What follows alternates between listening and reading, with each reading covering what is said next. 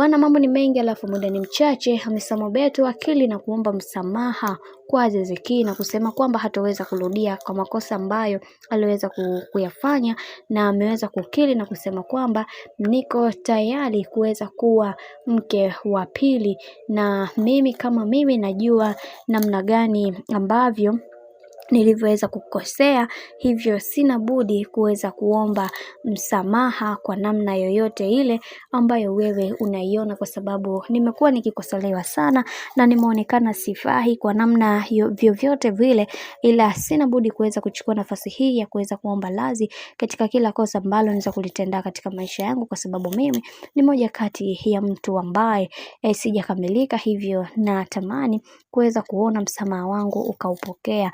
Lakini tumeweza kuona watu wengi wakina Juma Lokole aliweza kulizungumzia hili na kusema kwamba kiukweli kuna namna Hamisa Mobeto alikuwa anafeli kwa kasi kubwa sana.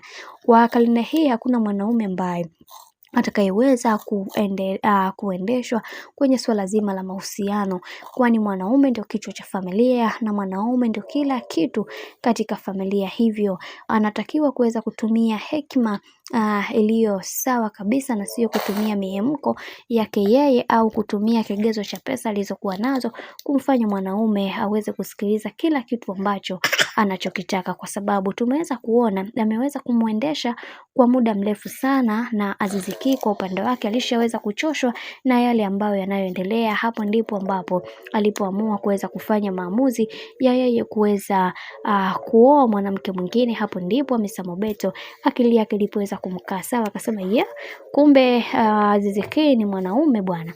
Hapo ndipo alipoona ni vyema akachukua nafasi hiyo ya yeye kuweza kuomba msamaha, kwa sababu wanawake wengi wanaamini kwamba wakishaolewa wameshamaliza kila kitu, hivyo hili ni funzo kwa Hamisa Mobeto. Lakini tumeweza kuona Jimanala yeye aliweza kulizungumzia kwa upande wake akisema kwamba wanawake wa Kitanzania tunatakiwa kuweza kujifunza kwenye hili. Mnaona Hamisa Mobeto alishajizatiti kwa Azizi Ki, alimfanya kama mbuzi wake, lakini mara zote mwanaume atabaki kuwa mwanaume. Amepigwa tukio moja takatifu, sasa hivi yuko mitaani anaomba msamaha kwa ajili ya makosa ambayo aliyeweza kuyafanya. Sijui wanawake mnafeli wapi, mnatakiwa kuweza kutuliza miemko yenu na kutuliza muweze kuzitumia akili zenu. Bwana, huo ndio ujumbe wa ndugu zetu hawa kwa bwana kwenda kwa bibie Hamisa Mobeto kutokana na yale makosa ambayo amekuwa akiyatenda mara zote. Mimi nikusiki kitu kimoja,